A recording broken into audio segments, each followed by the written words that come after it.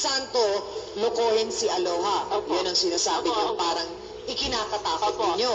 O hindi ho kaya parang baka naiinggit kayo dahil nakahanap siya ng pagmamahal? Ay, hindi po, ma'am. Kasi, siyempre, bihira ho ngayon sa lalaki na tututuhanin yung may edad. Oo. Pag nagsawa po yan, iiwanan siya, di kawawa po siya. Ayaw po rin na ganyan na nga ay tsura niya, mapapahamak pa. Baka yan ni Gaya na at saka kaya daw siya naliligayahan doon sa lalaki dahil pinapato siya. Pinapato pag nagsasamping-samping. Kaya nasasarapan siya. May asawa ka rin. Siyempre, gagawin ko lahat para sa asawa ko, para kay Cristiano. Ikaw may sabi nun eh. Ako naririnig kay Ma'am Reynaldo ito. Ganito lang yung itsura niya. Magkakaigan na tayo, di ba? Okay, sandali lang. Tanungin natin. Sandali lang, Ate Aloha. Mang Reynaldo, ano po ba yung pato? Hindi po ba pag kayong pato, sa something, tutukayin yung bato, tapos takapakan yung likod. Di siguro ginagawa. Yung pato. Inaapak-apakan yung likod. Hindi mo masakit yung inaapakan? Narito po ang isa pang anak ni Mang Reynaldo na hindi rin po matanggap na ang magiging bilas niya ay si Ate Aloha. Bakit naman kaya? Narito po si Crisaldi Apolonio. Pasok!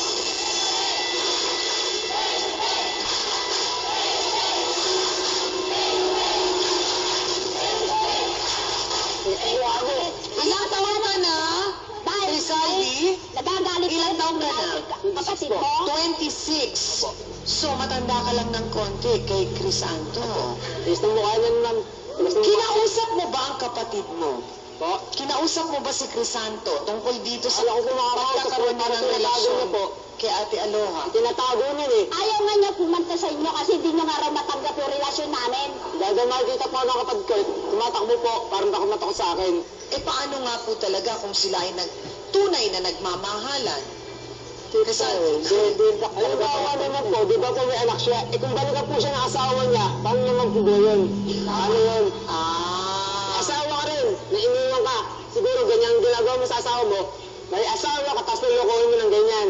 Ba't ka lolo ko si Crisanto? Paglalaban ko, magsasama ka. Ipaglalaban ko hanggang sa dulo ng mundo. Yes. Yes, daw. Eh, mga kasausawan, ano sa palagay nyo? You think it's true love?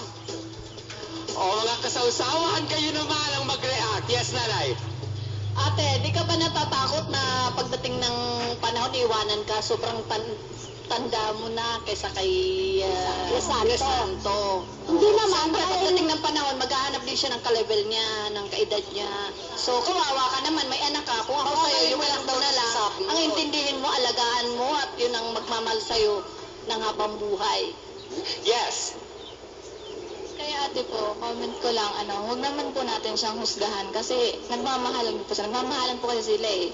Siyempre, kaligayahan po ng dalawa yun. Talaga siya. Kasi lahat naman tayo, may karapatan naman talagang lumigaya. Oo, at magmahal. Sa akin lang, masyado mo siya sinasakal, bata pa siya.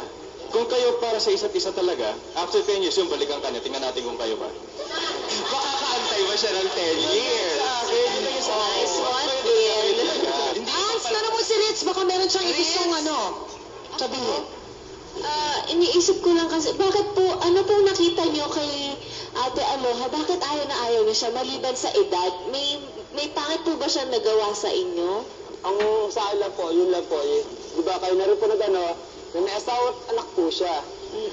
Tapos yung sa pamangkin, yung sa kapatid ko, medyo bata pa. Talagang hindi po talaga bagay eh. At sino naman po tumingin sa inyo, hindi po talaga bagay. Legal ba silang kasal? Legal po kayong kasal? Opo. Ay, kaya may point si Kuya. Kasi nga naman single ang kapatid niya, may chance na makahanap ng single. Single, Oo. So yung mga kasawsawan, medyo komplikado talaga ang kwentong ito. Kahit medyo kanina pa tayo napapangiti sa ating mga naririnig. At salamat dahil swak na swak ang inyong pakikisawsaw.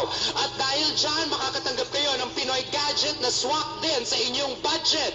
Music all you can and movies all you can. At Wow 32G ito mula sa Torque All-in-One Phone. At available na rin ang Torque tablet sa market. I-like nyo lang ang Torque sa Facebook. Love Kutorque! Eto na ang lalaking sinasabing mas gwapo daw kesa kay Vin. Sorry Vin ha, mas gwapo daw sa'yo. Yun ang sabi ni Ate Aloha. Alam kong kanina pa kayo nag-iisip kung sino nga ba ang nagpatibok sa puso ni sweet and amazing Aloha.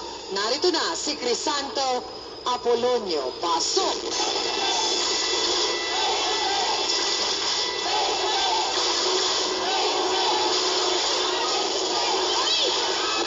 Sandali, Crisaldi naman.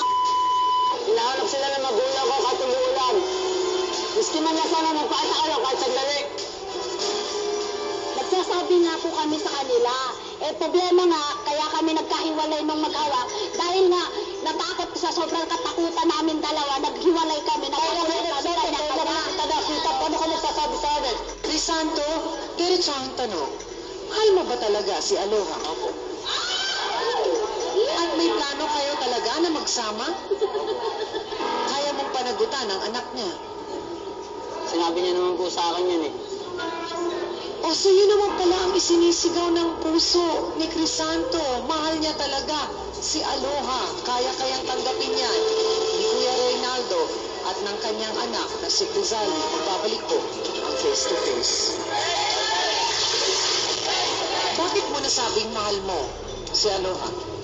Gusto ko nagiging po yung mga ibang pangangailangan ko po eh. Saka yung mga talagang hinahanap ko sa isang babae na sa kanya na po. Handa ka na ba talaga na magkapamilya kasama si Ate Aloha? Miss Annie Perez would like to